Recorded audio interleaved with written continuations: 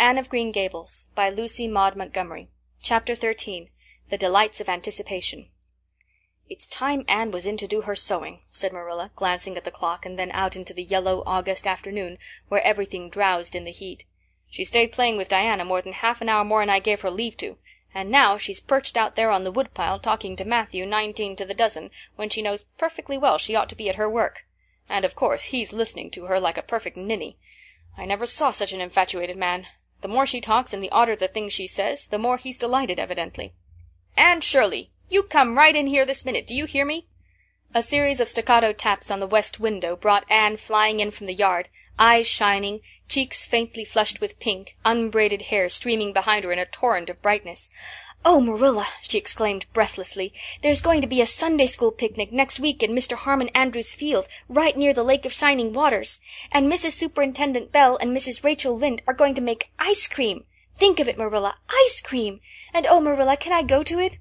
"Just look at the clock, if you please, Anne. What time did I tell you to come in?" 2 o'clock. But isn't it splendid about the picnic, Marilla? Please can I go? Oh, I've never been to a picnic. I've dreamed of picnics, but I've never— "Yes, I told you to come in at 2 o'clock, and it's 2:45. I'd like to know why you didn't obey me, Anne." "Why, I meant to, Marilla, as much as could be. But you have no idea how fascinating Idlewild is. And then, of course, I had to tell Matthew about the picnic. Matthew is such a sympathetic listener. Please can I go?" "You'll have to learn to resist the fascination of whatever you call it. When I tell you to come in at a certain time, I mean that time and not half an hour later. And you needn't stop to discourse with sympathetic listeners on your way either. As for the picnic, of course you can go. You're a Sunday school scholar, and it's not likely I'd refuse to let you go when all the other little girls are going." But, faltered Anne, "Diana says that everybody must take a basket of things to eat. I can't cook, as you know, Marilla, and I don't mind going to a picnic without puffed sleeves so much, but I'd feel terribly humiliated if I had to go without a basket. It's been preying on my mind ever since Diana told me." "Well, it needn't prey any longer. I'll bake you a basket." "Oh, you dear good Marilla. Oh, you're so kind to me. Oh, I'm so much obliged to you." Getting through with her O's, Anne cast herself into Marilla's arms and rapturously kissed her sallow cheek. It was the first time in her whole life that childish lips had voluntarily touched Marilla's face. Again that sudden sensation of startling sweetness thrilled her. She was secretly vastly pleased at Anne's impulsive caress, which was probably the reason why she said brusquely, There, never mind your kissing nonsense. I'd sooner see you doing strictly as you're told. As for cooking, I mean to begin giving you lessons in that some of these days. But you're so feather-brained, Anne, I've been waiting to see if you'd sober down a little and learn to be steady before I begin. You've got to keep your wits about you in cooking, and not stop in the middle of things to let your thoughts rove all over creation. Now get out your patchwork and have your square done before tea-time." "I do not like patchwork," said Anne dolefully, hunting out her work-basket and sitting down before a little heap of red and white diamonds with a sigh. "I think some kinds of sewing would be nice, but there's no scope for imagination in patchwork. It's just one little seam after another, and you never seem to be getting anywhere. But of course I'd rather be Anne of Green Gables sewing patchwork than Anne of any other place with nothing to do but play. I wish time went as quick sewing patches as it does when I'm playing with Diana, though. Oh, we do have such elegant times, Marilla.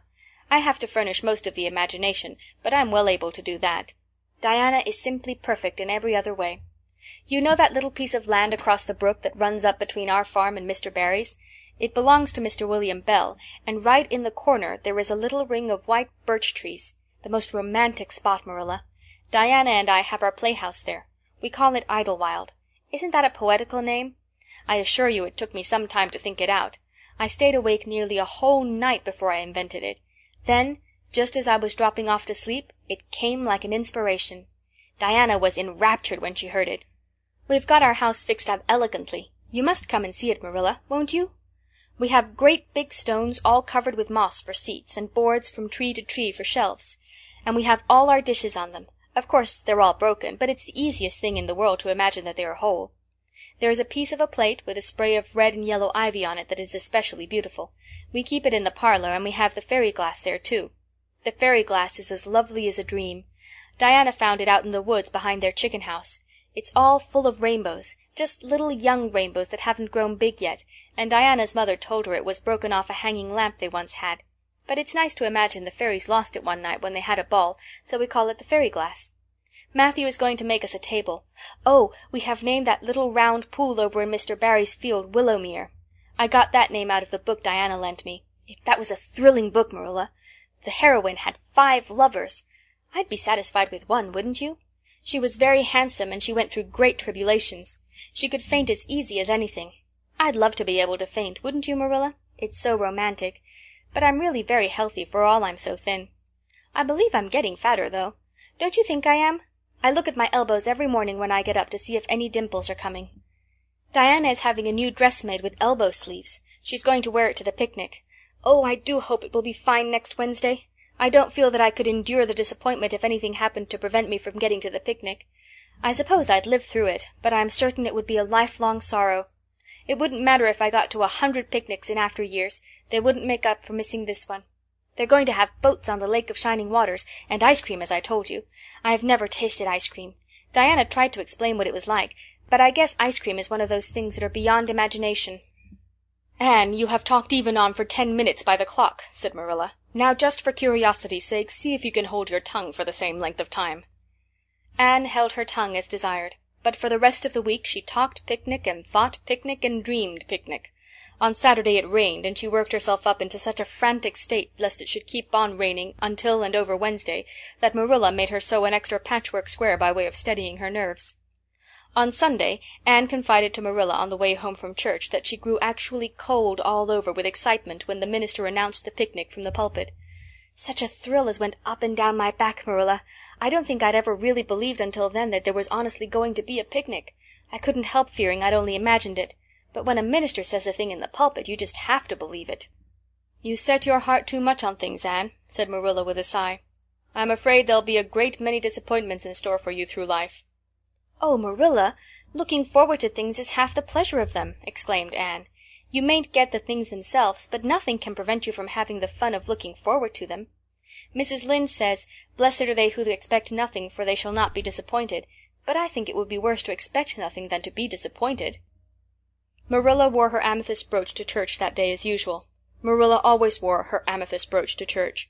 She would have thought it rather sacrilegious to leave it off, as bad as forgetting her Bible or her collection dime. That amethyst brooch was Marilla's most treasured possession.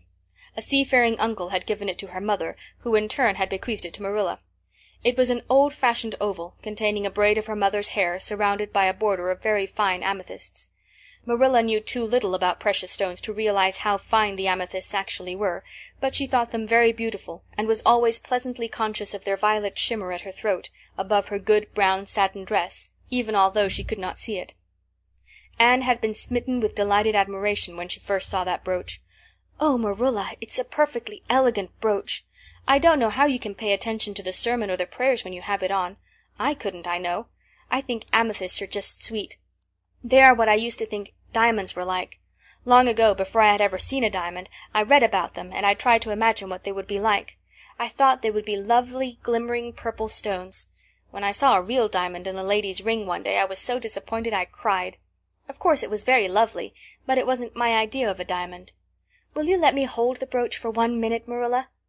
Do you think amethysts can be the souls of good violets?" End of chapter 13.